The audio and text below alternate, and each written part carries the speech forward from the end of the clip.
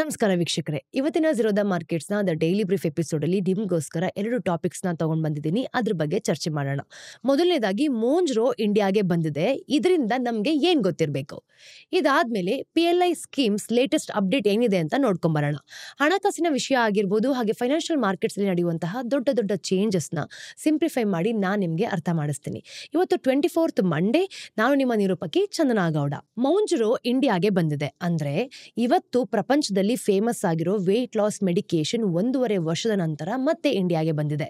ಇಲ್ಲಿ ಕಂಪ್ನಿಯವರು ಮೋಂಜಾರೋ ಅನ್ನೋ ಒಂದು ಟಿಸೆಪ್ಟೈಡ್ ಡ್ರಗ್ ಇಂಡಿಯಾದಲ್ಲಿ ಲಾಂಚ್ ಮಾಡ್ತಿದ್ದಾರೆ. ನೋವೋ ನಾರ್ಡಿಸ್ಕ್ನ ಸೆಮಾಗ್ಲುಟೈಡ್ ತರನೇ ಇದ್ರೂ ಕೂಡ, ಆದ್ರೆ ಇದು ವೇಟ್ ಲಾಸ್ಗೆ ಇನ್ನೂ ಬೆಟರ್ ಅಂತ ಹೇಳ್ತಿದ್ದಾರೆ ನೋಡಿ. ಸದ್ಯಕ್ಕೆ ಈ ಡ್ರಗ್ ಏನಿದೆ ಅಲ್ವಾ, ಇದು ಸ್ವಲ್ಪ ಕಾಸ್ಟ್ಲಿನೇ ಇದೆ. ಇಲ್ಲಿ ಸಿಂಗಲ್ ಡೋಸ್ ವೇಲ್ಸ್ ಅನ್ನ ಮಾತ್ರ ಮಾರ್ತಿದ್ದಾರೆ. 2.5 mg ದುಡ್ಡಿಗೆ 3,500 ಮತ್ತೆ 5 mg ದುಡ್ಡಿಗೆ 4,375. ಇದು ಬರೀ ಒಂದು ಡೋಸ್ಗೆ. ನೀವು ವಾರಕ್ಕೆ ಒಂದು ಸಲ ತಗೊಳ್ಬೇಕು. ನೀವು ಇಲ್ಲ 5 mg ಡೋಸ್ನ ತಗೊಳ್ತಿದ್ದೀರಿ ಅಂತಂದ್ರೆ ವರ್ಷಕ್ಕೆ 2 ಲಕ್ಷ ಖರ್ಚಾಗುತ್ತೆ. ಅದು ತುಂಬಾ ದುಬಾರಿ ಅಲ್ವಾ? ಇನ್ನು ಶುರು ಅಷ್ಟೇ. ನೋವೋ ನಾರ್ಡಿಸ್ಕ್ ಕೂಡ ಇಂಡಿಯನ್ ಮಾರ್ಕೆಟ್ಗೆ ಎಂಟ್ರಿ ಕೊಡೋದಕ್ಕೆ ಕಾಯ್ತಾ ಇದೆ. 2026ರಲ್ಲಿ ನಾವು ನೋಡಿದಾಗ ಸೆಮಾಗ್ಲುಟೈಡ್ ಮೇಲಿರೋ ಒಂದು ಪೇಟೆಂಟ್ ಮುಗಿದ್ಮೇಲೆ ಈ ಸ್ಪೇಸ್ ತುಂಬಾ ಕ್ರೌಡೆಡ್ ಆಗ್ಬೋದು. ಇಂಡಿಯಾದಲ್ಲಿ ವೇಟ್ ಲಾಸ್ ಥೆರಪಿನ ನಾವು ನೋಡ್ತಿದೀವಿ ಅಂತಂದ್ರೆ ಅಫಿಷಿಯಲಿ ಸಿಗತ್ತೆ. ಇನ್ನು ಇಂಡಿಯನ್ಸ್ ಆಲ್ರೆಡಿ ಬೇರೆ ಕಡೆಯಿಂದ ತರಿಸ್ಕೊಳ್ತಿದ್ದಾರೆ, ಅಂದ್ರೆ ಇದಕ್ಕೆ ಮಾರ್ಕೆಟ್ ಇದೆ ಅಂತ. ಬೇರೆ ದೇಶಗಳಿಂದ ನಾವು ಲೇಟ್ ಆಗಿ ತಗೊಂಡಿದ್ದಕ್ಕೆ ಅವರು ಏನೆಲ್ಲ ಎಕ್ಸ್ಪೀರಿಯನ್ಸ್ ಮಾಡ್ತಿದ್ದಾರೆ ಅಂತ ಗೊತ್ತಾಗತ್ತೆ ನೋಡಿ. ಅದು ಒಳ್ಳೇದು. ಯಾಕೆ ಅಂದ್ರೆ ಅವರಿಂದ ತುಂಬಾ ವಿಷಯ ತಿಳ್ಕೊಳ್ಬಹುದು. ಈ ಡ್ರಗ್ಸ್ ಹೇಗೆ ವರ್ಕ್ ಆಗುತ್ತೆ ಅಂತ ಯಾರಿಗೂ ಕೂಡ ಕರೆಕ್ಟ್ ಆಗಿ ಗೊತ್ತಿಲ್ಲ, ಆದ್ರೆ ಅದು ತುಂಬಾ ವಿಷಯಗಳಲ್ಲಿ ತುಂಬಾ ಕರೆಕ್ಟ್ ಆಗಿ ಕೆಲಸ ಮಾಡುತ್ತೆ. ಈಗ ಕುಡ್ತಾ ಬಿಡಿಸೋದು ಮತ್ತೆ ಒಂದು ಆಂಗ್ಸೈಟಿ ಕಮ್ಮಿ ಮಾಡೋದು, ಬೇರೆ ದೇಶಗಳಲ್ಲಿ ಇದರ ರಿಸಲ್ಟ್ಸ್ ನೋಡಿ ಅವರ ಸಿಸ್ಟಮ್ ನಲ್ಲೇ ಚೇಂಜ್ ಕಾಣ್ತಾ ಇದೆ. ಈ ಡ್ರಗ್ಸ್ ಇಂಡಿಯಾದಲ್ಲಿ ಏನ್ ಮಾಡುತ್ತೆ, ಅದರ ಬಗ್ಗೆ ಏನ್ ಗೊತ್ತಿದೆ ಅಂತ ಹೇಳ್ತೀವಿ. ನಾವು ಎಕ್ಸ್ಪರ್ಟ್ಸ್ ಅಲ್ಲ, ಆದ್ರೆ ನಮ್ಗೆ ಏನ್ ಅರ್ಥ ಆಗಿದೆಯೋ ಅದನ್ನ ನಾವು ನಿಮ್ಗೆ ಡೀಟೇಲ್ಡ್ ಆಗಿ ಅರ್ಥ ಮಾಡಿಸ್ತೀವಿ. GLP-1 ಡ್ರಗ್ಸ್ ಏನ್ ಮಾಡುತ್ತೆ? ತುಂಬಾ ದಿನದಿಂದ GLP ಡ್ರಗ್ಸ್ ಡಯಾಬಿಟಿಸ್ ಮೆಡಿಸಿನ್ ಅಂತ ಮಾತ್ರ ಗೊತ್ತಿತ್ತು ಅಲ್ವಾ. ಈಗ GLP-1 ಹಾರ್ಮೋನ್ ಅಂತ ಅನ್ಕೊಳ್ಳೋಣ, ನಮ್ಮ ಬಾಡಿಯಲ್ಲಿ ಪ್ರೊಡ್ಯೂಸ್ ಆಗತ್ತೆ. ಇದು ಡೈಜೆಸ್ಟಿವ್ ಸಿಸ್ಟಮ್ಗೆ ಸಿಗ್ನಲ್ ಅನ್ನ ಕಳಿಸಿ ಬ್ಲಡ್ ಶುಗರ್ ಅನ್ನ ಕಮ್ಮಿ ಮಾಡುತ್ತೆ. ಇದು ಡಯಾಬಿಟಿಸ್ ಇರೋರಿಗೆ ತುಂಬಾ ಹೆಲ್ಪ್ ಆಗುತ್ತೆ ಕೂಡ. ಯಾಕೆ ಅಂದ್ರೆ ಅವರ ಬಾಡಿಗೆ ಶುಗರ್ ಕಂಟ್ರೋಲ್ ಮಾಡೋದಕ್ಕೆ ಕಷ್ಟ ಆಗತ್ತೆ. ಇನ್ನು GLP-1 ಕೆಲವು ವಿಷಯಗಳಲ್ಲಿ ಬ್ರೇಕ್ ಡೌನ್ ಆಗತ್ತೆ, ಅದಕ್ಕೆ ಅದರಿಂದ ಮೆಡಿಸಿನ್ ಮಾಡೋಕೆ ಸಾಧ್ಯನೇ ಇರಲಿಲ್ಲ. 1980ರಲ್ಲಿ ಸೈಂಟಿಸ್ಟ್ಗೆ ಗಿಲಾ ಮಾನ್ಸ್ಟರ್ ಅನ್ನೋ ಒಂದು 1/2 ಮೀಟರ್ ಉದ್ದದ ಮೆಕ್ಸಿಕೋ ಮತ್ತೆ US ನಲ್ಲಿರೋ ಹಲ್ಲಿಯಲ್ಲಿ GLP-1 ತರನೇ ಇರೋದು ಒಂದು ಸಿಕ್ತು. ಅದು ಸ್ವಲ್ಪ ಸ್ಟೇಬಲ್ ಆಗಿತ್ತು. ಅದನ್ನ ಯೂಸ್ ಮಾಡಿ ಎಕ್ಸ್ಪೆರಿಮೆಂಟ್ ಮಾಡಿದ್ರು ಮತ್ತೆ ಡಯಾಬಿಟಿಸ್ ಮೆಡಿಸಿನ್ ಕೂಡ ಕಂಡು ಹಿಡಿದಿದ್ರು. ನೋವೋ ನಾರ್ಡಿಸ್ಕ್ ಮೊದಲನೇ ಬಾರಿ ನೋಡಿದಾಗ ಸೆಮಾಗ್ಲುಟೈಡ್ ಪೇಟೆಂಟ್ ತಗೊಂಡಾಗ ಇದನ್ನ ಬ್ಲಡ್ ಶುಗರ್ ಸರಿ ಮಾಡೋಕೆ ಯೂಸ್ ಮಾಡ್ತಾರೆ ಅಂತಾನು ಕೂಡ ಅನ್ಕೊಂಡಿದ್ರು. ಇನ್ನು GLP-1 ತಗೊಂಡವರು ವೇಟ್ ಲಾಸ್ ಮಾಡ್ಕೋತಾರೆ ಅಂತಾನು ಕೂಡ ಗೊತ್ತಾಯ್ತು. ಫಸ್ಟ್ ಅದು ಡೈಜೆಸ್ಟಿವ್ ಸಿಸ್ಟಮ್ಗೆ ಏನ್ ಮಾಡುತ್ತೆ ಅಂತ ಅನ್ಕೊಂಡಿದ್ವಿ. ಅದು ಫುಡ್ ಡೈಜೆಸ್ಟ್ ಮಾಡೋ ಒಂದು ಸ್ಪೀಡ್ ಅನ್ನ ಚೇಂಜ್ ಮಾಡುತ್ತೇನೋ ಅಂತಾನು ಕೂಡ ಡೌಟ್ ಇತ್ತು, ಆದ್ರೆ ಅದು ತಪ್ಪು. ಈ ಡ್ರಗ್ ಬ್ರೈನ್ಗೆ ಎಫೆಕ್ಟ್ ಮಾಡುತ್ತೆ. ತಿನ್ನಬೇಕು ಅನ್ನೋ ಒಂದು ಬಯಕೆನ ಕಂಟ್ರೋಲ್ ಮಾಡುತ್ತೆ. ಇದು ಫುಡ್ ತಿನ್ನೋಕೆ ಮತ್ತೆ ಡೈಜೆಸ್ಟ್ ಮಾಡ್ಕೊಳ್ಳೋದಕ್ಕೆ ಪ್ರಾಬ್ಲಮ್ ಮಾಡೋದಿಲ್ಲ. ಈಗ ತಿನ್ನಬೇಕು ಅನ್ಸೋ ಒಂದು ಬಯಕೆನ ಕಮ್ಮಿ ಮಾಡತ್ತೆ ಅಂತ. ಇದು ಫುಡ್ ಸೌಂಡ್ ಅನ್ನ ಆಫ್ ಮಾಡುತ್ತೆ, ಅಂದ್ರೆ ಟೇಸ್ಟಿ ಆಗಿರೋದು ತಿನ್ಬೇಕು ಅಂತ ನೆನ್ಪಿಟ್ಕೊಳ್ಳೋ ಒಂದು ಸೌಂಡ್ ಅನ್ನ ಸ್ಟಾಪ್ ಮಾಡುತ್ತೆ ಅಂತ ಜನರು ಹೇಳ್ತಾರೆ. ಹೊಸದಾಗಿ ಏನ್ ಕಂಡಿಡಿದ್ವಿ ಅಂತ ಅಂದ್ಕೊಂಡು ತುಂಬಾ ಖುಷಿ ಪಟ್ರು. ಡಯಟ್ ಮತ್ತೆ ಎಕ್ಸಸೈಸೇ ಇಲ್ಲದೆ ವೇಟ್ ಲಾಸ್ ಮಾಡೋದಕ್ಕೆ ಇದು ಹೆಲ್ಪ್ ಮಾಡುತ್ತೆ. ಆದ್ರೆ GLP-1 ತಗೊಳ್ತಿರೋ ಜನರಿಂದ ಇದು ವೇಟ್ ಲಾಸ್ ಮಾಡೋದಲ್ಲದೆ ತುಂಬಾ ಕೆಟ್ಟ ಅಭ್ಯಾಸಗಳನ್ನು ಕೂಡ ಸರಿ ಮಾಡುತ್ತೆ ಅಂತ ಗೊತ್ತಾಯ್ತು. ಆಲ್ಕೋಹಾಲ್ ಆಗಿರ್ಬೋದು, ಕೊಕೇನ್ ಮತ್ತೆ ಸ್ಮೋಕಿಂಗ್ ಬಿಡಿಸೋದಕ್ಕೆ ಸಹಾಯ ಮಾಡ್ತು. ಬೇರೆ ವಿಷಯಗಳ ಚಟಗಳನ್ನು ಕೂಡ ನಿಲ್ಸತ್ತೆ. ಶಾಪಿಂಗ್ ಮಾಡೋದು ಕೂಡ ಕಮ್ಮಿ ಆಗತ್ತೆ ನೋಡಿ. ಈಗ ಡ್ರಗ್ ಬ್ರೈನ್ಗೆ ಎಫೆಕ್ಟ್ ಮಾಡಿದಾಗ 2 ವಿಷಯಗಳನ್ನ ಕೊಡತ್ತೆ. ಒಂದು ಹಸಿವನ್ನ ಕಮ್ಮಿ ಮಾಡೋದು ಮತ್ತೆ ಕೆಟ್ಟದಾಗಿರೋ ಬಯಕೆಗಳನ್ನ ಕಂಟ್ರೋಲ್ ಮಾಡೋದು. ಇನ್ನೊಂದು ಇಂಟ್ರೆಸ್ಟಿಂಗ್ ವಿಷಯ ಏನ್ ಗೊತ್ತಾ, ಒಳ್ಳೆ ವಿಷಯಗಳನ್ನ ಇದು ಟಾರ್ಗೆಟ್ ಮಾಡೋದೇ ಇಲ್ಲ. ಅದಕ್ಕೆ ಈ ಡ್ರಗ್ಸ್ ಎಲ್ಲಾ ತರದ ಅಡಿಕ್ಷನ್ಸ್ ಮತ್ತೆ ಒಬ್ಸೆಸಿವ್ ಬಿಹೇವಿಯರ್ಸ್ಗೆ ಸಹಾಯ ಮಾಡತ್ತೆ.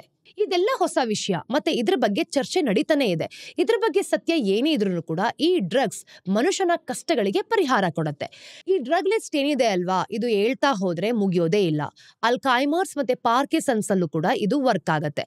ಕ್ಯಾನ್ಸರ್ ರಿಸ್ಕ್ ಕೂಡ ಇದು ಕಮ್ಮಿ ಮಾಡತ್ತೆ ನೋಡಿ. ನಮ್ಗೆ ಇಷ್ಟವಾದ ಬ್ಲಾಗರ್ ಅಂದ್ರೆ ಸ್ಕಾಟ್ ಅಲೆಕ್ಸಾಂಡರ್ ಹೇಳೋ ಪ್ರಕಾರ ಇದು ಹೈಪ್ ಕ್ರಿಯೇಟ್ ಮಾಡ್ತಿದೀವಿ ಅಂತ ಹೇಳ್ತಿರೋದು. ಅಂದ್ರೆ ಮುಂದೆ ಈ ಡ್ರಗ್ ಬಗ್ಗೆ ಹೇಳಿರೋದೆಲ್ಲನೂ ಕೂಡ ಸುಳ್ಳಾಗ್ಬೋದು. ಕೊನೆಗೆ GLP-1 ಒನ್ ಡ್ರಗ್ ಏನ್ ಮಾಡುತ್ತೆ ಅನ್ನೋದನ್ನ ಬಗ್ಗೆ ನಾವು ಲಿಸ್ಟ್ ಸಹ ಮಾಡ್ಕೊಳ್ಬಹುದು. ಈಗ ವಾಂತಿ ಆಗಿರ್ಬೋದು, ಲೂಸ್ ಮೋಷನ್, ಮೂಡ್ ಡಿಸಾರ್ಡರ್ ಮತ್ತೆ ಇನ್ಸೋಮೇನಿಯಾ ತರ ಯಾವ್ದಾದ್ರು ಒಂದು ಸೈಡ್ ಎಫೆಕ್ಟ್ಸ್ ಗಳಿರುತ್ತೆ ಅಂತ ಅನ್ಕೊಳ್ಳಿ. ಅದೇನಾಗತ್ತೆ, ಈ ಡ್ರಗ್ ನ ತಗೊಳ್ಳೋದ್ರಿಂದ ಜಾಸ್ತಿ ಆಗತ್ತೆ. ಇದೆಲ್ಲ ನೋಡಿದ್ರೆ ಈಗ ಇಂಡಿಯಾಗೆ ಏನ್ ಬರ್ತಿದೆ ಅದು ಮೆಡಿಕಲ್ ಜಗತ್ನಲ್ಲೇ ಅದ್ಭುತ. ಇದು ವೇಟ್ ಲಾಸ್ಗಿಂತ ಜಾಸ್ತಿ ಇಂಡಿಯನ್ಸ್ಗೆ ಅವರ ಸಮಸ್ಯೆಗಳಿಗೆ ಸಹಾಯ ಮಾಡುತ್ತೆ. ಇದು ಖುಷಿ ಪಡೋ ವಿಷಯನೇ ಅಲ್ವಾ? GLP-1 ಡ್ರಗ್ಸ್ ನ ನೋಡಿದಾಗ ಸೊಸೈಟಿನ ಇದು ಹೇಗ್ ಚೇಂಜ್ ಮಾಡುತ್ತೆ ನೋಡಿ. ಇಷ್ಟೆಲ್ಲ ಚೇಂಜ್ ತರುವಂತಹ ಡ್ರಗ್ ತುಂಬಾ ಜನರಿಗೆ ಸಿಕ್ಕಿದ್ರೆ ಸೊಸೈಟಿ ದೊಡ್ಡ ಮಟ್ಟದಲ್ಲೇ ಚೇಂಜ್ ಆಗತ್ತೆ. ಹೇಗೆ? ಹೆಲ್ತ್ ಕೇರ್ ಇಂಡಸ್ಟ್ರಿಯಲ್ಲಿ ತಕ್ಷಣಕ್ಕೆ ಒಂದು ಬದಲಾವಣೆನ ಕಾಣ್ಬೋದು. ಇನ್ನು ವೇಟ್ ಇಶ್ಯೂಸ್ ಇರೋರಿಗೆ ಬೇರೆ ಬೇರೆ ಹೆಲ್ತ್ ಪ್ರಾಬ್ಲಮ್ಸ್ ಇರುತ್ತೆ. ಮೊದಲಿಗೆ ಇವರು ಹಾಸ್ಪಿಟಲ್ಗೆ ಬರೋದಕ್ಕೆ ಲೇಟ್ ಮಾಡ್ತಿದ್ರು. ಈಗ ಅಮೆರಿಕದಲ್ಲಿ ಡಾಕ್ಟರ್ಗಳು GLP-1 ಡ್ರಗ್ಗೋಸ್ಕರ ಸ್ಕ್ರೀನಿಂಗ್ ಟೆಸ್ಟ್ ಮಾಡುವಾಗೆ ಅಂದ್ರೆ ಬೇರೆ ಕಾಯಿಲೆಗಳನ್ನ ಬೇಗನೆ ಕಂಡು ಹಿಡಿದಿದ್ದಾರೆ. ಅದಕ್ಕೆ ಡಯಾಬಿಟಿಸ್ ಆಗಿರ್ಬೋದು ಮತ್ತೆ ಸ್ಲೀಪ್ ಅಪ್ನಿಯಾ ತರ ಇದಕ್ಕೆ ಬೇಕಾಗಿರುವಂತಹ ಒಂದು ಕಂಪನಿಗಳೇನಿದೆ, ಈಗ ರೆಸ್ಮೆಡ್ ಕಂಪನಿನ ತಗೊಂಡಾಗ ರೆವಿನ್ಯೂ 11% ಜಾಸ್ತಿ ಆಗಿದೆ. ಯಾಕೆ ಅಂತಂದ್ರೆ ಸ್ಲೀಪ್ ಅಪ್ನಿಯಾ ಇರೋರು ಡಾಕ್ಟರ್ಗಳು ಕ್ಲಿನಿಕ್ಗೆ ಬೇಗ ಬರ್ತಿದ್ದಾರೆ ಅಂತ. ಇಂಡಿಯಾ ಡಯಾಬಿಟಿಸ್ಗೆ ಕ್ಯಾಪಿಟಲ್ ಆಗಿದೆ ಹೌದು, ಅದಕ್ಕೆ ಇದು ತುಂಬಾನೇ ಹೆಲ್ಪ್ ಆಗುತ್ತೆ. ಬೇರೆ ಕಡೆ ಜನರು GLP-1 ಡ್ರಗ್ ನ ತುಂಬಾ ಜಾಸ್ತಿ ತಗೊಳ್ತಿದ್ದಾರೆ. ಒಂದು ಪೋಲ್ ಪ್ರಕಾರ ಅಮೆರಿಕದಲ್ಲಿ ಪ್ರತಿ 8 ಜನರಲ್ಲಿ ಒಬ್ರು ಕಳೆದ ವರ್ಷ ಈ ಡ್ರಗ್ ನ ತಗೊಳ್ತಿರೋದು. 2030ರಲ್ಲಿ ಅಮೆರಿಕನ್ಸ್ ಮೆಡಿಕೇಶನ್ಗೆ ಖರ್ಚು ಮಾಡೋ ದುಡ್ಡಲ್ಲಿ 10% ಈ ಡ್ರಗ್ಗೆ ಹೋಗುತ್ತೆ. ಬೆಲೆ ಜಾಸ್ತಿ ಇರೋದ್ರಿಂದ ಇಂಡಿಯಾದಲ್ಲಿ ಅಷ್ಟು ಬೇಗ ಆಗದೆ ಇರ್ಬೋದು, ಆದ್ರೆ ಶ್ರೀಮಂತರು ಇದನ್ನ ಖಂಡಿತವಾಗ್ಲೂ ಯೂಸ್ ಮಾಡ್ತಾರೆ. ತುಂಬಾ ಜನರಿಗೆ ಈ ಡ್ರಗ್ಸ್ ತುಂಬಾ ಹೆಲ್ಪ್ ಮಾಡ್ತಿದೆ. ಈ ಡ್ರಗ್ಸ್ ತಗೊಂಡ್ಮೇಲೆ ಜನರು ತಿನ್ನೋ ಅಭ್ಯಾಸನ ಬದಲಾಯಿಸಿದ್ದಾರೆ. ಕಮ್ಮಿ ತಿಂತಾರೆ ಮತ್ತೆ ಜಾಸ್ತಿ ತಿನ್ನೋ ಅಭ್ಯಾಸಗಳನ್ನು ಕೂಡ ಬಿಟ್ಬಿಟ್ಟಿದ್ದಾರೆ. ಇನ್ನು ವಾಲ್ಮಾರ್ಟ್ ಕಂಪನಿಯಲ್ಲಿ ಜನರು ಫುಡ್ ಕಮ್ಮಿ ತಗೊಳ್ತಿದ್ದಾರೆ ಅಂತ ಗೊತ್ತಾಗ್ತಿದೆ. ಜಂಕ್ ಫುಡ್ ಮಾಡೋರು GLP-1 ತಗೊಳ್ತಿರೋರ್ಗಾಗಿ ಇಷ್ಟ ಆಗೋ ತರ ರೆಸಿಪಿನ ಕಂಡು ಹಿಡಿಯೋದಕ್ಕೂ ಸಹ ಟ್ರೈ ಮಾಡ್ತಿದ್ದಾರೆ. ಈ ಡ್ರಗ್ ಇಂದ ಏನೇನ್ ಮಾಡೋದು ಅನ್ನೋದು ಕೂಡ ಕಮ್ಮಿ ಆಗ್ತಿದೆ. ಈಗ ರಿಸರ್ಚರ್ಸ್ ಎಲ್ಲಾ ತರದ ಅಡಿಕ್ಷನ್ಸ್ ಪ್ರಾಬ್ಲಮ್ ನ ಟ್ರೀಟ್ ಮಾಡೋದಕ್ಕೂ ಸಹ ಟ್ರೈ ಮಾಡ್ತಾ ಇದ್ದಾರೆ. ಈ ಡ್ರಗ್ಸ್ ತಲೆಗೆ ಹೊಡೆದಾಗ ಎರಡು ವಿಷಯ ಆಗುತ್ತೆ. ಒಂದು ಹಸಿವು ಕಮ್ಮಿ ಮಾಡುತ್ತೆ, ಮತ್ತೊಂದು ತಲೆಯಲ್ಲಿರೋ ಕೆಟ್ಟ ವಿಷಯಗಳನ್ನ ಇಲ್ಲ ಬಯಕೆಗಳನ್ನ ಕಂಟ್ರೋಲ್ ಮಾಡುತ್ತೆ. ಕೆಟ್ಟದಾಗಿರೋ ವಿಷಯಗಳನ್ನ ಮಾತ್ರ ಇದು ಟಾರ್ಗೆಟ್ ಮಾಡುತ್ತೆ. ಇದೆಲ್ಲ ತುಂಬಾ ಹೊಸದು ಮತ್ತೆ ಕಾಂಟ್ರವರ್ಷಿಯಲ್ ತರ ಕಾಣಿಸ್ಬೋದು, ಆದ್ರೆ ಗೂಗಲ್ ಅಲ್ಲಿ ಸರ್ಚ್ ಮಾಡಿದಾಗ ಇದಕ್ಕೆ ಆನ್ಸರ್ ಸಿಗುತ್ತೆ. GLP-1 ಡ್ರಗ್ಸ್ ಮನುಷ್ಯನ ಕಷ್ಟಗಳಿಗೆ ಪರಿಹಾರ ಕೊಡುತ್ತೆ ಅಂತ. ಈ ಡ್ರಗ್ ಏನೇನ್ ಮಾಡುತ್ತೆ ಅಂತ ಲಿಸ್ಟ್ ಮಾಡೋದಕ್ಕೆ ಸಾಧ್ಯ ಇಲ್ಲ, ಆದ್ರೆ ಈ ಡ್ರಗ್ ಇಂದ ಅಲ್ಝೈಮರ್ಸ್ ಮತ್ತೆ ಪಾರ್ಕಿನ್ಸನ್ಸ್ ನ ಕಂಟ್ರೋಲ್ ಮಾಡಬಹುದು. ಕೆಲವು ಕ್ಯಾನ್ಸರ್ಗಳನ್ನು ಕೂಡ ಇದು ಕಮ್ಮಿ ಮಾಡುತ್ತೆ ಅಂತ ರಿಸರ್ಚ್ ಹೇಳ್ತಾ ಇದೆ. ಈ ಡ್ರಗ್ ಇಂದ ಕೆಲವು ಪ್ರಾಬ್ಲಮ್ಸ್ ಇದಾವೆ. ಅಂದ್ರೆ ಒಂದ್ ಕಡೆ ನೋಡಿದ್ರೆ ಜಾಸ್ತಿ ಜನರಿಗೆ ಫೇಕ್ GLP-1 ಡ್ರಗ್ ನ ಮಾರ್ತಿದ್ದಾರೆ.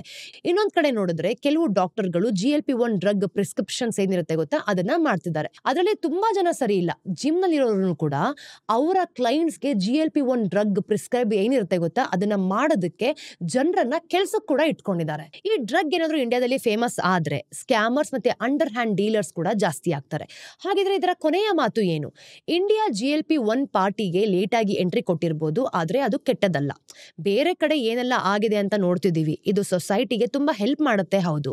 ಹಾಗೆ ಇಂಡಿಯನ್ಸ್ ತಿನ್ನೋದಾಗಿರ್ಬೋದು, ಶಾಪಿಂಗ್ ಮಾಡೋದಾಗಿರ್ಬೋದು, ಮತ್ತೆ ಸ್ಮೋಕ್ ಮಾಡೋದು, ಕುಡಿಯೋದು, ನಿದ್ರೆ ಮಾಡೋದು ಮತ್ತೆ ಲೈಫ್ ನಲ್ಲಿ ಹೇಗೆ ಚೇಂಜ್ ಮಾಡ್ಕೋತಾರೆ ಅಂತ ನೋಡೋದಕ್ಕೆ ನಾವು ಕೂಡ ಕಾಯ್ತಾ ಇದೀವಿ.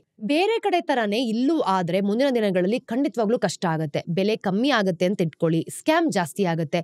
ಇನ್ಫ್ಲುಯೆನ್ಸರ್ಸ್ ಮತ್ತೆ ಡಾಕ್ಟರ್ಸ್ ಎಲ್ಲಾ ಕಡೆನೂ ಕೂಡ ಹುಟ್ಕೊಳ್ತಾರೆ.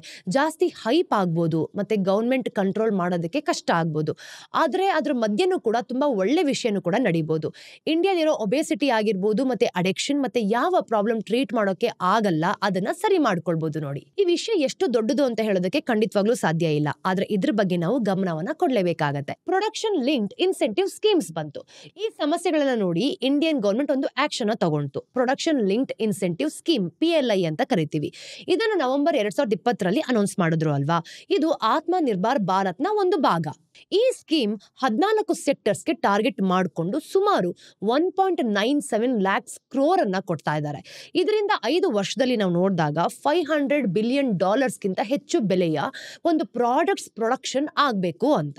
ಹಾಗೇನೆ ಎಂಪ್ಲಾಯ್ಮೆಂಟ್ ಕೂಡ ಜಾಸ್ತಿ ಆಗಬೇಕು. ಮತ್ತೆ 2025ರ ಹೊತ್ತಿಗೆ GDPಯಲ್ಲಿ ಮ್ಯಾನುಫ್ಯಾಕ್ಚರಿಂಗ್ ಶೇರ್ 25% ಆಗಬೇಕು ಅನ್ನೋದು ಇದರ ಉದ್ದೇಶ. ರಿವ್ಯೂವರ್ಸ್ ಇತ್ತೀಚೆಗೆ ಮಾಡಿರೋ ಒಂದು ಅನಾಲಿಸಿಸ್ ಪ್ರಕಾರ ಟಾರ್ಗೆಟ್ ಮತ್ತೆ ರಿಯಾಲಿಟಿ ಸ್ವಲ್ಪ ಡಿಫ್ರೆಂಟ್ ಆಗಿದೆ. ಈಗ ಇಲ್ಲಿಯವರೆಗಿನ ನಾವು ಉತ್ಪಾದನೆನ ನೋಡ್ತಿದ್ದೀವಿ ಅಂತ ಅನ್ಕೊಳ್ಳೋಣ. ಅಕ್ಟೋಬರ್ 2024ರವರೆಗೆ ನೋಡಿದಾಗ PLI ಪ್ರೋಗ್ರಾಮ್ಸ್ ನಲ್ಲಿ ಕಂಪನಿಗಳು $151.93 billion ಮೌಲ್ಯದ ವಸ್ತುಗಳನ್ನ ಉತ್ಪಾದನೆ ಮಾಡಿದ್ದಾರೆ. ಅದು ಸರ್ಕಾರ ಸೆಟ್ ಮಾಡಿದ ಟಾರ್ಗೆಟ್ಸ್ನ 37% ಅಷ್ಟೇ. ಇನ್ಸೆಂಟಿವ್ ಪೇ ಔಟ್ಸ್ ಯಾವ ರೀತಿ ಇದೆ, ಕೇವಲ $1.73 ಬಿಲಿಯನ್ ಇನ್ಸೆಂಟಿವ್ಸ್ನ ಪೇ ಮಾಡಿದ್ದಾರೆ. ಅದು ಕೊಡಬೇಕು ಅಂದ್ಕೊಂಡಿದ್ರಲ್ಲಿ 8%ಗಿಂತ ಕಮ್ಮಿ. PLI ಇಂಡಿಯನ್ ಎಕನಾಮಿಗೆ ಒಂದು ದೊಡ್ಡ ಚೇಂಜ್ ತರುತ್ತೆ ಅಂತ ಅನ್ಕೊಂಡಿದ್ರು, ಆದ್ರೆ ಇಲ್ಲಿ ಹೊಂದಾಣಿಕೆನೇ ಇಲ್ಲ. ಕೆಲವು ಸಲ ಬಿಸ್ನೆಸ್ ಗವರ್ಮೆಂಟ್ ಅನ್ಕೊಂಡಷ್ಟು ಚೆನ್ನಾಗಿ ರೆಸ್ಪಾನ್ಸ್ ಕೂಡ ಮಾಡಿಲ್ಲ. ಮತ್ತೆ ಕೆಲವು ಸಲ ನೋಡ್ತಿದೀವಿ ಅಂತಂದ್ರೆ ಗವರ್ಮೆಂಟ್ ದುಡ್ಡು ಕೊಡೋದಕ್ಕೆ ಲೇಟ್ ಮಾಡಿದೆ, ಅನ್ಕೊಂಡಂಗೆ ಪ್ರೋಗ್ರಾಮ್ ಸ್ಮೂತ್ ಆಗಿ ನಡೀತಾನೆ ಇಲ್ಲ. ಇದಕ್ಕೆ ಮ್ಯಾನುಫ್ಯಾಕ್ಚರಿಂಗ್ ನ ಶೇರ್ ಎಕನಾಮಿಯಲ್ಲಿ 14.1% ಇಂದ 12.9%ಗೆ ಇಳಿದೋಗಿದೆ. PLI ಅಷ್ಟಾಗಿ ವರ್ಕ್ ಆಗ್ತಿಲ್ಲ ಅಂತ ಹೆಡ್ಲೈನ್ಸ್ ನೋಡಿದ್ರೆ ಗೊತ್ತಾಗುತ್ತೆ. ಡೀಟೇಲ್ಡ್ ಆಗಿ ನೋಡಿದ್ರೆ ಎಲ್ಲಾ ಸೆಕ್ಟರ್ ನಲ್ಲೂ ಕೂಡ ಸಕ್ಸಸ್ ಆಗಿಲ್ಲ. ಎಲೆಕ್ಟ್ರಾನಿಕ್ ಮ್ಯಾನುಫ್ಯಾಕ್ಚರಿಂಗ್ ಸರ್ವಿಸಸ್ EMS ಅಂತ ಕರಿತೀವಿ, ಮತ್ತೆ ಫಾರ್ಮಾಸ್ಯೂಟಿಕಲ್ಸ್ ಸ್ವಲ್ಪ ಸಕ್ಸಸ್ ಆಗಿವೆ. ಈಗ ಮೊಬೈಲ್ ಫೋನ್ ಉತ್ಪಾದನೆ ನಾವು ನೋಡಿದಾಗ 63% ಅಷ್ಟು ಏರಿಕೆಯಾಗಿ 2023 ಹಾಗೂ 2024 ನ ಫೈನಾನ್ಷಿಯಲ್ ಇಯರ್ ನಲ್ಲಿ $49 ಬಿಲಿಯನ್ ತಲುಪಿದೆ. ಈಗ ಆಪಲ್ ತರದ ದೊಡ್ಡ ಕಂಪನಿಗಳು ಇಂಡಿಯಾದಲ್ಲಿ ಅವರ ಹೊಸ ಮಾಡೆಲ್ಸ್ ಗಳನ್ನ ಮ್ಯಾನುಫ್ಯಾಕ್ಚರ್ ಮಾಡ್ತಿದ್ದಾರೆ. ಅದೇ ತರ ಫಾರ್ಮಾಸ್ಯೂಟಿಕಲ್ಸ್ ಈ ಒಂದು ಎಕ್ಸ್ಪೋರ್ಟ್ಸ್ ಏನಿರುತ್ತೆ ಅಲ್ವಾ, ಇದನ್ನ ನಾವು ನೋಡಿದಾಗ 10 ವರ್ಷಕ್ಕೆ ಡಬಲ್ ಆಗಿ $27.85 ಬಿಲಿಯನ್ ಆಗಿ ತಲುಪಿದೆ. ಆದ್ರೆ ಅದು 14 ಸೆಕ್ಟರ್ ನಲ್ಲಿ ಕೇವಲ 2 ಅಷ್ಟೇ. PLI ನ ಇನ್ನೂ ಜಾಸ್ತಿ ಇಂಡಸ್ಟ್ರಿಗೆ ಎಕ್ಸ್ಟೆಂಡ್ ಮಾಡ್ತಾರೆ ಅಂತ ಮಾತಾಡ್ತಿದ್ರು, ಆದ್ರೆ ಈಗಿರೋ ಟಾರ್ಗೆಟ್ ಮುಟ್ಟಿಲ್ಲ ಅಂತಂದ್ರೆ ಎಕ್ಸ್ಟೆಂಡ್ ಮಾಡಲ್ಲ ಅಂತ ಗವರ್ಮೆಂಟ್ ಹೇಳಿದೆ. PLI ಸ್ಕೀಮ್ಸ್ ಕೆಲವು ಕಡೆ ಚೆನ್ನಾಗಿದ್ರು, ಎಲೆಕ್ಟ್ರಾನಿಕ್ಸ್ ಮತ್ತೆ ಫಾರ್ಮಾ ಬೇರೆ ಸೆಕ್ಟರ್ಸ್ ಗಳಲ್ಲಿ ತೊಂದರೆ ಆಗ್ತಿದೆ. ಯಾಕೆ? ಒಂದು, ಜಾಸ್ತಿ ಟಾರ್ಗೆಟ್ ಇಟ್ಕೊಂಡಿರೋದು ಮತ್ತೆ ಟಾರ್ಗೆಟ್ ತಲುಪದೇ ಇರೋದು. ಕಂಪನಿಗಳಿಗೆ ಅವರ PLI ಜವಾಬ್ದಾರಿಯನ್ನ ತಲುಪೋಕೆ ಇಷ್ಟ ಇಲ್ಲ ಅಂತೇನಿಲ್ಲ, ಆದ್ರೆ ಅವರು ಅಂದ್ಕೊಂಡಷ್ಟು ರಿಸಲ್ಟ್ಸ್ ತೋರ್ಸೋದಕ್ಕೆ ಆಗ್ತಿಲ್ಲ. ಈಗ ಸೋಲಾರ್ ಇಂಡಸ್ಟ್ರಿನ ತಗೊಂಡ್ರೆ ಡಿಸೆಂಬರ್ 2024ರಲ್ಲಿ ಈ ಮಿನಿಸ್ಟ್ರಿ ಅನಾಲಿಸಿಸ್ ನ ಪ್ರಕಾರ ನೋಡಿದಾಗ 12 ಕಂಪನಿಗಳಲ್ಲಿ 8 ಕಂಪನಿಗಳು ಟಾರ್ಗೆಟ್ ಅನ್ನ ಮುಟ್ಟೇ ಇಲ್ಲ. ರಿಲಯನ್ಸ್, ಅದಾನಿ ಮತ್ತೆ JSW ಕಂಪನಿಗಳು ಸ್ವಲ್ಪ ಲೇಟ್ ಆಗ್ತಿದ್ದಾರೆ. ಇನ್ನು ಕೆಲವರು ಎಕ್ವಿಪ್ಮೆಂಟ್ಸ್ ನ ಆರ್ಡರ್ ಕೂಡ ಮಾಡಿಲ್ಲ. ಇನ್ನು ಸ್ಟೀಲ್ ನಲ್ಲಿ ನಾವು ನೋಡಿದಾಗ 58 ಪ್ರಾಜೆಕ್ಟ್ಸ್ ಗಳಲ್ಲಿ 14 ಪ್ರಾಜೆಕ್ಟ್ಸ್ ಗಳು ಸರಿ ಇಲ್ಲದೆ ಇರೋದ್ರಿಂದ ಬಿಟ್ಬಿಟ್ಟಿದ್ದಾರೆ. ಎಮರ್ಜಿಂಗ್ ಸೆಕ್ಟರ್ಸ್ ನಲ್ಲೂ ಕೂಡ ಇದೇ ತರ ನಡೀತಿದೆ ನೋಡಿ. ಕೆಲವು ದೊಡ್ಡ ಕನಸುಗಳು ನೋಡೋದಕ್ಕೆ ಚೆನ್ನಾಗಿರತ್ತೆ, ಆದ್ರೆ ರಿಯಾಲಿಟಿ ಬೇರೆನೇ ಇರತ್ತೆ. 2, delayed roll outs and sluggish approvals. ತುಂಬಾ ಕಂಪನಿಗಳಿಗೆ PLI ಸ್ಕೀಮ್ ಅಪ್ಲೈ ಮಾಡಿ ತುಂಬಾ ವರ್ಷ ಕಾಯೋದು ಪ್ರಾಬ್ಲಮ್ ಆಯ್ತು. 2022ರಲ್ಲಿ ಗವರ್ಮೆಂಟ್ ಕಂಪನಿಗಳನ್ನ ಸೆಲೆಕ್ಟ್ ಮಾಡೋದಕ್ಕೆ 2 ವರ್ಷ ತಗೊಂಡ್ರು. ಕೆಲವು ಸೆಕ್ಟರ್ಸ್ ಗಳಿಗೆ ಟೈಮ್ ಇರಲಿಲ್ಲ. ಇದು ಸೆಮಿಕಂಡಕ್ಟರ್ ಮತ್ತೆ ಅಡ್ವಾನ್ಸ್ಡ್ ಕೆಮಿಸ್ಟ್ರಿ ಸೆಲ್ ಬ್ಯಾಟರಿ ತರ ಫೀಲ್ಡ್ ಕಡೆ ತೊಂದರೆ ಕೊಡ್ತಾ ಇತ್ತು. ಹಾಗೆ ಇವರು ಪೂರ್ತಿ ಪ್ರಮಾಣದಲ್ಲಿ ಪ್ರೊಡಕ್ಷನ್ ಕೂಡ ಇನ್ನೂ ಶುರು ಮಾಡಿರ್ಲಿಲ್ಲ. ಇನ್ಸೆಂಟಿವ್ಸ್ ಪೇ ಔಟ್ಸ್ ಲೇಟ್ ಆಗೋದು ಇನ್ನೊಂದು ತಲೆನೋವು ಅಲ್ವಾ. ಪ್ರಾಮಿಸ್ ಮಾಡಿದ ದುಡ್ಡಲ್ಲಿ ಸ್ವಲ್ಪ ಮಾತ್ರ ಕಂಪನಿಗಳಿಗೆ ತಲುಪಿದೆ. ದುಡ್ಡು ಬರುತ್ತೆ ಅಂತ ಅನ್ಕೊಂಡು ಕೆಲಸ ಶುರು ಮಾಡಿದ ಕಂಪನಿಗಳು ಜಾಸ್ತಿ ಬಿಲ್ ಕಟ್ಟಬೇಕಾಯ್ತು. 3ನೇದು ಬ್ಯೂರೋಕ್ರಾಟಿಕ್ ತೊಂದರೆ. PLI ಸ್ಕೀಮ್ ಅನ್ನ ಲೈಸೆನ್ಸ್ ರಾಜ್ಗೆ ಹೋಲಿಸಿದ್ದಾರೆ. ಈಗ ಇಂಡಿಯಾ ಫೋರಂ ಅನಾಲಿಸಿಸ್ ನಲ್ಲಿ ನೋಡಿದಾಗ ಇದನ್ನೇ ಡೀಟೇಲ್ಡ್ ಆಗಿ ಹೇಳ್ತಿರೋದು. ಕಂಪನಿಗಳು ಕೆಲವೊಂದು ವಿಷಯಕ್ಕೆ ತಲೆ ಕೆಡ್ಸ್ಕೊಳ್ಬೇಕಾಗತ್ತೆ ಅಂತ. ಕನಿಷ್ಠ ಹೂಡಿಕೆ ಜಾಸ್ತಿ ಇರಬೇಕು, ಮತ್ತೆ ಜಾಸ್ತಿ ಸೇಲ್ ಟಾರ್ಗೆಟ್ ಇರಬೇಕು, ಹಾಗೆ ದೇಶೀಯ ವ್ಯಾಲ್ಯೂ ಆಡಿಷನ್ ಏನಿರುತ್ತೆ ಗೊತ್ತಾ, ಇದರ ಕ್ರೈಟೀರಿಯಾ ಜಾಸ್ತಿ ಬರಲೇಬೇಕು. ಇವೆಲ್ಲದ್ರ ಜೊತೆ ಗವರ್ಮೆಂಟ್ ಕಣ್ಣಿಟ್ಟಿರತ್ತೆ ಅಲ್ವಾ, ಇದರಿಂದ ಬೇಕಾದಷ್ಟು ಕನ್ಫ್ಯೂಷನ್ ಆಗುತ್ತೆ. ಕೆಲವು ಇನ್ವೆಸ್ಟರ್ಸ್ ತಡೆಯಬಹುದು, ಹಾಗೇನೆ ಒಳ್ಳೇದು ಕೂಡ. ಅನ್ಕೊಂಡಾಗೆ ಅವ್ರು ಏನ್ ಮಾಡ್ತಾರೆ, ಸೈಡ್ಗೆ ಸರಿದುಕೊಳ್ಬಿಡ್ತಾರೆ. ಸೊ ಈಗ ಏನ್ ಮಾಡೋದು ನೋಡಿ, ನಾವೆಲ್ಲ ಸ್ಟೂಡೆಂಟ್ಸ್, ನಾವು ಓದಿನಿಂದ ಮತ್ತೆ ನಮ್ಮ ಜನರ ಜೊತೆ ಮಾತಾಡಿರೋದ್ರಿಂದ ಕೆಲವು ವಿಷಯಗಳನ್ನ ಕಲ್ತ್ಕೊಂಡಿದೀವಿ. PLI ಸ್ಕೀಮ್ ಕೆಲವು ಏರಿಯಾದಲ್ಲಿ ಚೆನ್ನಾಗಿದೆ, ಮೊಬೈಲ್ ಫೋನ್ ಮತ್ತೆ ಫಾರ್ಮಾ, ಆದ್ರೆ ಬೇರೆ ಕಡೆ ಸರಿ ಇಲ್ಲ ಅಂತ ಅನಿಸ್ತು. ಬಹುಶಃ ಟಾರ್ಗೆಟ್ ಜಾಸ್ತಿ ಇಟ್ಕೊಂಡಿದ್ರು ಅನ್ಸುತ್ತೆ, ಅಥವಾ ಇನ್ಸೆಂಟಿವ್ ಕೊಡೋದು ಲೇಟ್ ಆಗ್ತಿರ್ಬೋದು, ಇಲ್ಲ ರೂಲ್ಸ್ ಕಾಂಪ್ಲೆಕ್ಸ್ ಆಗಿರೋದ್ರಿಂದ ಕಂಪನಿಗಳಿಗೆ ಕಷ್ಟ ಏನಾದರೂ ಆಗಿದ್ಯಾ. ಇಂಡಿಯಾಗೆ ಸ್ಟ್ರಾಂಗ್ ಮ್ಯಾನುಫ್ಯಾಕ್ಚರಿಂಗ್ ಬೇಕು ಅನ್ನೋದು ನಿಜ ಅಲ್ವಾ. ಅದಕ್ಕೆ PLI ಒಂದು ಸ್ಟೆಪ್ಪಿಂಗ್ ಸ್ಟೋನ್ ತರ. ಅಗ್ರಿಕಲ್ಚರ್ ನಿಂದ ಡೈರೆಕ್ಟ್ ಆಗಿ ಸರ್ವಿಸ್ಗೆ ಹೋಗೋದು ಬೇಡ, ಮ್ಯಾನುಫ್ಯಾಕ್ಚರಿಂಗ್ ನ ಸ್ಟ್ರಾಂಗ್ ಮಾಡಬೇಕು. ಸರ್ಕಾರ ಟಾರ್ಗೆಟ್ ನ ಕಮ್ಮಿ ಇಟ್ಕೊಂಡು ಜಾಸ್ತಿ ಮಾಡಿದರೆ ಚೆನ್ನಾಗಿರ್ತಿತ್ತು. ಅಂದ್ರೆ ಈಗ ಜಾಸ್ತಿ ಟಾರ್ಗೆಟ್ ನ ಇಟ್ಟು ಕಮ್ಮಿ ಮಾಡೋದು ಬೇಡ, ಆದ್ರೆ ಮ್ಯಾನುಫ್ಯಾಕ್ಚರಿಂಗ್ ಇಂಡಿಯಾದ ಎಕನಾಮಿಕ್ ಸ್ಟೋರಿಯಲ್ಲಿ ಒಂದು ಇಂಪಾರ್ಟೆಂಟ್ ರೋಲ್ ಪ್ಲೇ ಮಾಡೋದಕ್ಕೆ ತುಂಬಾ ಕೆಲಸ ಮಾಡಬೇಕು. PLI ಅಂತಂದ್ರೆ ಅರ್ಧಕ್ಕೆ ನಿಂತಿರೋ ಸೇತುವೆ ತರ. ನಾವು ಎಲ್ಲಾ ದಾರಿ ಮುಗಿಸಿಲ್ಲ, ಆದ್ರೆ ಮೊದಲಿನ ಸಪೋರ್ಟ್ ನೋಡೋದಕ್ಕೆ ಬರಲೇಬೇಕು. ಅದು ಬಂದ್ರೆ ಚೆನ್ನಾಗಿರತ್ತೆ. ಈ ಪ್ರೋಗ್ರಾಮ್ ಬೆಟರ್ ರಿಸಲ್ಟ್ಸ್ಗೋಸ್ಕರ ಟ್ಯೂನ್ ಮಾಡ್ತಾರಾ ಅಥವಾ ಹಾಗೆ ಬಿಡ್ತಾರಾ ಅನ್ನೋದನ್ನ ನಾವು ಕಾದು ನೋಡ್ಬೇಕಾಗತ್ತೆ. ಇದು ಇವತ್ತಿನ ಸ್ಟೋರೀಸ್ ನ ಅಪ್ಡೇಟ್. ಟಿಡ್ಬಿಟ್ಸ್ ಏನು ಅಂತ ನೋಡ್ಕೊಂಬರೋಣ. ಮೊದಲನೇದು, GST ಕೌನ್ಸಿಲ್ ಎಲ್ಲ ಕಮರ್ಷಿಯಲ್ ಡ್ರೋನ್ಸ್ ಗಳಿಗೆ 5% uniform goods and service tax GST rate ನ ತರೋದಕ್ಕೆ ಟ್ರೈ ಮಾಡ್ತಿದೆ. ಅಂದ್ರೆ ಟ್ಯಾಕ್ಸೇಷನ್ ಸರಿ ಮಾಡೋದು ಮತ್ತೆ ಇಂಡಸ್ಟ್ರಿಯಲ್ಲಿ ಕನ್ಫ್ಯೂಷನ್ ನ ಕಮ್ಮಿ ಮಾಡೋದು ಇದರ ಉದ್ದೇಶ. ಸದ್ಯಕ್ಕೆ ಕ್ಯಾಮ್ರಾ ಇಲ್ಲದೆ ಬಿಸ್ನೆಸ್ಗೋಸ್ಕರ ಯೂಸ್ ಮಾಡೋ ಡ್ರೋನ್ಗಳಿಗೆ HSN ಕೋಡ್ ಅಂದ್ರೆ 8806 ಅಡಿಯಲ್ಲಿ 5% GST ನ ಇಟ್ಟಿದೆ. ಆದ್ರೆ ಕ್ಯಾಮ್ರಾ ಇದ್ರೆ HSN ಕೋಡ್ 8525 ಅಡಿಯಲ್ಲಿ 18% ಟ್ಯಾಕ್ಸ್ ಇದೆ. ಪರ್ಸನಲ್ ಯೂಸ್ಗೆ ಏನಾದ್ರು ನೀವು ತಗೊಂಡ್ರಿ ಅಂತಂದ್ರೆ 8806 ಕೋಡ್ ಇದ್ರೂ ಕೂಡ 28% ಟ್ಯಾಕ್ಸ್ ಕೂಡ ಬೀಳುತ್ತೆ. ಎರಡನೇದು, GHCL ಲಿಮಿಟೆಡ್ ಗುಜರಾತ್ನ ಕಚ್ ಪ್ರದೇಶದಲ್ಲಿ ಸೋಡಾ ಆಶ್ ಪ್ಲಾಂಟ್ ಸ್ಥಾಪಿಸಬೇಕು ಅಂತ ಪ್ಲಾನ್ ಮಾಡಿದೆ. ಅಂದ್ರೆ ಮೊದಲ ಹಂತಕ್ಕೆ ನಾವು ನೋಡಿದಾಗ 3500 ಕೋಟಿಯನ್ನ ಇನ್ವೆಸ್ಟ್ ಮಾಡ್ತಿದೆ. ಇನ್ನು ಪ್ಲಾಂಟ್ನ ಟೋಟಲ್ ಪ್ರೊಡಕ್ಷನ್ ಕೆಪಾಸಿಟಿ 1.1 ಮಿಲಿಯನ್ ಟನ್ಗೆ ತಲುಪುತ್ತೆ. ಇನ್ನು ಫೇಸ್ 1 ನಲ್ಲಿ ನಾವು ನೋಡಿದಾಗ ವರ್ಷಕ್ಕೆ 5,50,000 ಟನ್ ಉತ್ಪಾದನೆ ಆಗುವ ಚಾನ್ಸಸ್ ಇದೆ. ಸದ್ಯಕ್ಕೆ GHCL ವರ್ಷಕ್ಕೆ ಸುಮಾರು 1.2 ಮಿಲಿಯನ್ ಟನ್ ಸೋಡಾ ಆಶ್ ಉತ್ಪಾದನೆ ಮಾಡ್ತಾ ಇದೆ. ಈ ಎಕ್ಸ್ಪ್ಯಾನ್ಷನ್ ಇಂಡಿಯಾದಲ್ಲಿ ರೈಸಿಂಗ್ ಸೋಲಾರ್ ಎನರ್ಜಿಗೋಸ್ಕರ ಮಾಡ್ತಾ ಇರೋದು. ಸೋಲಾರ್ ಗ್ಲಾಸ್ ಉತ್ಪಾದನೆಗೆ ಸೋಡಾ ಆಶ್ ತುಂಬಾನೇ ಮುಖ್ಯ ಆಗತ್ತೆ. ಕೊನೆಯ ಟಿಡ್ಬಿಟ್, ಪ್ರಮುಖ US ಮೂಲದ ಪ್ರೈವೇಟ್ ಈಕ್ವಿಟಿ ಫರ್ಮ್ ಅಂದ್ರೆ ಬೇನ್ ಕ್ಯಾಪಿಟಲ್ ಇಂಡಿಯಾದ 2ನೇ ಅತಿ ದೊಡ್ಡ ಗೋಲ್ಡ್ ಫೈನಾನ್ಷಿಯರ್ ಅಂದ್ರೆ ಮಣಪುರಂ ಫೈನಾನ್ಸ್ ನಲ್ಲಿ ನಾವು ನೋಡಿದಾಗ 4,385 ಕೋಟಿಗೆ 18% ಪಾಲನ್ನ ಖರೀದಿಸಿದ್ದಾರೆ. ಅಂದ್ರೆ ಪ್ರತಿ ಶೇರ್ಗೆ 236 ರೂಪಾಯಿಯಂತೆ ಡೀಲ್ ನಡೆದಿದೆ ಅಂತ ಇಲ್ಲಿ ಗೊತ್ತಾಗುತ್ತೆ. ಇದು ಕಂಪನಿಯ 6 ತಿಂಗಳ ಆವರೇಜ್ ಟ್ರೇಡಿಂಗ್ ಬೆಲೆಗಿಂತ 30% ಜಾಸ್ತಿ. ಈ ಇನ್ವೆಸ್ಟ್ಮೆಂಟ್ ಕಾರಣದಿಂದ ಬೈನ್ ಇನ್ನು 26% ಪಾಲನ್ನ ಅದೇ ಬೆಲೆಯಲ್ಲಿ ತಗೊಳ್ಬೇಕಾಗತ್ತೆ. ಆಗ ಬೈನ್ ಟೋಟಲ್ ಪಾಲನ್ನ ನೋಡಿದಾಗ 41.7% ಆಗ್ಬೋದು. ಡೀಲ್ ಆದ್ಮೇಲೆ ಮಣಪುರಂನ ಪ್ರಮೋಟರ್ VP ನಂದಕುಮಾರ್ ಅವರು ಪಾಲೇನಿದೆಯೋ ಅದನ್ನ 35.3% ಇಂದ 28.9%ಗೆ ಕಮ್ಮಿ ಆಗತ್ತೆ ಅಂತ ಹೇಳ್ತಾ ಇರೋದು. ಸ್ನೇಹಿತರೆ, ಇದು ಇವತ್ತಿನ ಝೀರೋದ ಮಾರ್ಕೆಟ್ಸ್ನ ದ ಡೈಲಿ ಬ್ರೀಫ್ನ ಅಪ್ಡೇಟ್. ನಿಮ್ಮೆಲ್ರಿಗೂ ಸಹ ವಿಡಿಯೋ ಇಷ್ಟ ಆಗಿದೆ ಅಂತ ನಾನು ಅನ್ಕೊಳ್ತೀನಿ. ಇಷ್ಟ ಆದಲ್ಲಿ ಲೈಕ್ ಮಾಡಿ, ಶೇರ್ ಮಾಡಿ, ಸಬ್ಸ್ಕ್ರೈಬ್ ಮಾಡಿ. ಮತ್ತಷ್ಟು ಅಪ್ಡೇಟ್ಸ್ ಒಂದಿಗೆ ನಾನು ನಿಮಗೆ ಮುಂದಿನ ವಿಡಿಯೋಲಿ ಸಿಗ್ತೀನಿ. ಅಲ್ಲಿ ತನಕ ಟೇಕ್ ಕೇರ್.